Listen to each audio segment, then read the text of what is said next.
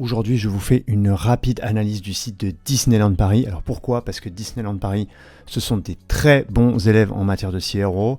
Ils respectent les standards UX, ils ont une équipe CRO en interne, ils font de l'A/B testing. Je vous montre ça tout de suite. On a A/B testing qui est en place sur le site avec plus de 50 tests en cours. Donc clairement, moi, quand je vois ça, je suis rassuré. Je me dis que il y a des tests qui sont en cours, que l'équipe qui travaille sur l'expérience du site ne se base pas uniquement sur son intuition, mais aussi sur de la data.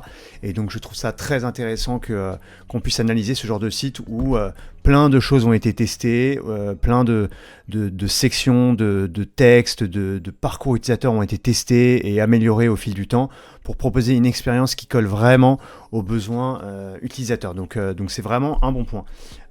Premier truc que je voulais vous montrer, les amis, c'est sur la home. Alors j'ai fait une vidéo récemment sur la home catastrophique de Val d'Isère, la station de ski Val d'Isère. Et là, on a exactement ce qu'il faut faire en matière de home et en matière de hero sur la home. Donc Val d'Isère, prenez-en de la graine. Ici, on voit qu'on a une hero qui est bien travaillée, donc qui est pas trop grande, avec une image, avec un texte, un call to action.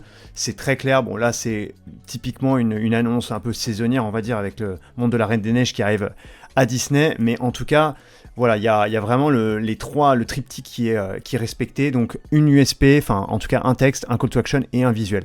Donc ça c'est super. On a aussi une search rapide. Donc une search rapide, ça c'est top. Parce que tout de suite, en fait, ça va nous faire une action qui est clé sur le site. Alors, les deux actions clés pour Disney, c'est soit réserver des hôtels et des billets, soit des billets. Donc là, on a vraiment les deux actions qui sont accessibles comme ça en un clic. Donc ça, c'est vraiment super. On retrouve aussi d'ailleurs dans le header, on a un header qui marche très bien avec un menu à gauche, le logo, une recherche et ici un accès rapide pour les billets. Franchement, c'est juste parfait. D'ailleurs, le menu, juste petit commentaire sur le menu est vraiment bien fait. Il y a très peu de liens, ça j'en parle souvent dans mes vidéos, mais quand il y a des menus avec beaucoup de liens, on a le problème du paradoxe de choix où on ne sait pas quoi choisir, on ne sait pas où aller dans le menu. Là, c'est très clair, on a quelques liens. Ce qui aurait été pas mal peut-être, c'est de revoir, d'avoir un ordre peut-être un peu plus logique des liens avec par exemple réservé en haut, hébergement en deuxième, et nos deux parcs un peu plus bas. Préparez votre visite peut-être un peu plus haut aussi, mais franchement, c'est pas mal. Peut-être que l'horaire des parcs et mots connectés, on aurait pu le mettre en bas. Mais sinon, on est vraiment bien. Et peut-être faire un distinguo entre des liens secondaires et principaux et ouais, liens primaires. Mais sinon, franchement, on est plutôt bien. Donc là-dessus, voilà, on a une feature très intéressante ici quand on veut regarder pour les hôtels et les billets, c'est le comparer les prix. Donc comparer les prix, je voulais juste vous montrer rapidement à quoi ça ressemble. Mais ça nous permet en fait de comparer les prix en fonction de la durée de séjour qu'on veut, de l'hôtel qui nous intéresse et du nombre de chambres. Bah, tout de suite, on peut avoir une idée des prix. Et ça, je trouve ça super intéressant pour les personnes qui veulent essayer d'optimiser un peu le prix du séjour. Voilà, c'était juste un petit truc que je voulais vous montrer, mais il n'y a pas beaucoup de sites de loisirs et des parcs d'attractions qui font ça, et je trouve ça vraiment très intéressant. On a aussi ici, je ne sais pas si vous avez remarqué, une petite passive votre avis. Ça, c'est vraiment cool qu'ils aient fait ça. Donc, ils demandent l'avis en fait des visiteurs, et donc ça permet de faire un commentaire. Et ça, clairement, c'est des CRO qui mettent ça en place pour essayer d'optimiser leur landing. Donc ça, c'est plutôt très cool. Voilà, sur le reste de la HP, on est plutôt bien. Elle est bien structurée. Voilà, on a un peu les trucs du moment à Disney, donc ça c'est plutôt pas mal. Ce que j'aurais peut-être juste rajouté, donc à part la structure qui est vraiment idéale, ce que j'aurais rajouté c'est peut-être une top bar avec une information, l'information principale du moment. Ça peut être une offre, ça peut être, je sais pas, une annonce comme le parc de la Reine des Neiges, ça peut être plusieurs choses, mais en tout cas de mettre une petite top bar parce que l'utilisateur est quand même habitué à regarder cette première top bar. Donc ça peut être intéressant. Je vais juste vous montrer maintenant, on va commencer par le funnel pour les billets. Alors très simplement, on va juste analyser la page, mais franchement c'est hyper bien optimisé.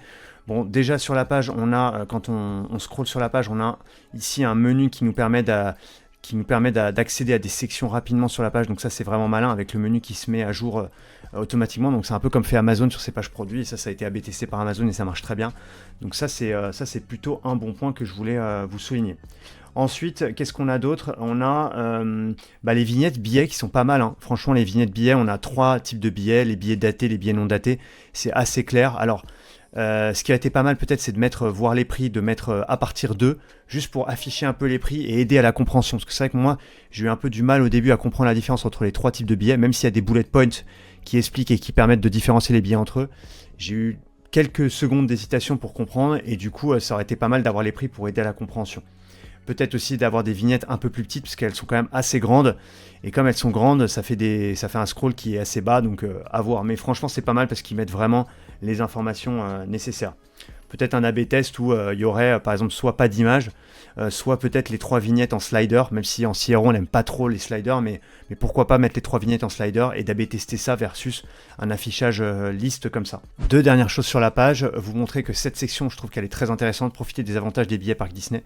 En fait, on a 4 points, pas plus, et ça explique vraiment des points très importants pour comprendre un peu l'offre des billets. Donc ça, c'est vraiment cool avec la flexibilité, meilleur prix garanti, etc.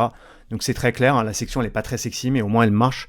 Et tout de suite, on a l'information principale. Et je voulais juste vous montrer un dernier truc sur la page, une fonctionnalité que je trouve très intéressante quand on veut choisir son billet. C'est ici le calendrier avec les différents prix. Dévoile un hack du site de Disney que vous ne savez pas forcément, mais en fait, moins le billet est onéreux et moins il y a de monde dans le parc. Donc là, typiquement, entre le 9 et le 12 mars, alors vous me direz, c'est en semaine, c'est normal. Oui, mais parfois, il y a des mois où en semaine, il y a du monde, avec les touristes, etc. Là, entre le 9 et le 12 mars, on a un billet qui est pas cher, mais ça veut dire qu'il n'y aura personne dans le parc. Donc ça, c'est plutôt malin pour ceux qui veulent aller dans un parc plus tranquille, avec moins de monde. Et du coup, c'est bien pour le yield management et pour l'optimisation du nombre de visiteurs dans les périodes creuses de l'année. Donc ça, c'est vraiment très malin. Du coup, sur la page pour les hôtels, très intéressant déjà ce petite information réservation flexible sur le fait qu'on puisse annuler notre séjour sans frais jusqu'à 7 jours. Ça, c'est vraiment ça favorise la conversion à fond en fait, parce que on se dit que l'engagement est abaissé, enfin le niveau d'engagement baisse et du coup on est plus enclin à réserver un hôtel en fait, un peu comme quand on pose des options pour des billets SNCF. Donc ça c'est vraiment super intéressant et moi ça va favoriser ma prise de décision. Donc ça c'est top. Après on a ça j'avais pas vu ces petites icônes, c'est assez malin, ça doit être intéressant à tester. Pourquoi pas. Ici voir la carte, ça c'est vraiment malin et on le retrouve sur tous les hôtels. En fait, le visiteur, quand il visite un parc et qu'il cherche un hôtel, il veut savoir où son hôtel se situe par rapport au parc. Et donc ça, c'est vraiment malin de pouvoir avoir cette carte qui montre un peu les hôtels et où est-ce qu'ils se situent par rapport au parc d'attractions. En fait, ce qui est difficile quand on choisit un hôtel pour un parc d'attractions, c'est de trouver le bon en fonction de différents critères. Et là, Disney aide quand même vachement le choix, il favorise vraiment le choix. Avec la carte, mais aussi avec un tableau comparatif qui est assez bien fait, où on peut comparer en fait différents critères entre les différents hôtels, et notamment le temps de trajet, qui est quand même un critère très important, et donc ça on l'a en deuxième critère, donc ça c'est vraiment top d'avoir ça. Ensuite on a des vignettes hôtels qui sont pas si mal, on a un affichage en mode liste, ça c'est le bon affichage parce que on va pas mettre 2 hôtels par ligne, sinon on n'aura pas assez d'informations. Donc on a vraiment pas mal d'informations par hôtel, peut-être un peu trop long. Donc il faudra regarder avec des outils comme Hotjar ou Clarity le taux de scroll sur la page. Mais je pense que le taux de scroll est plutôt pas mal. Mais s'il est moins bon et si les gens scrollent pas trop dans la page, idéalement il faut peut-être réduire la taille des vignettes. Mais sinon franchement on est pas mal sur toutes les informations qui sont données. Ici on a des images des hôtels, donc ça c'est cool d'avoir des images accessibles en direct pour voir un peu à quoi ressemblent les chambres. Donc ça c'est vraiment top. On a la carte, on a les informations, on a le prix, donc vraiment tout est assez bien optimisé pour qu'on puisse choisir l'hôtel qui nous plaît.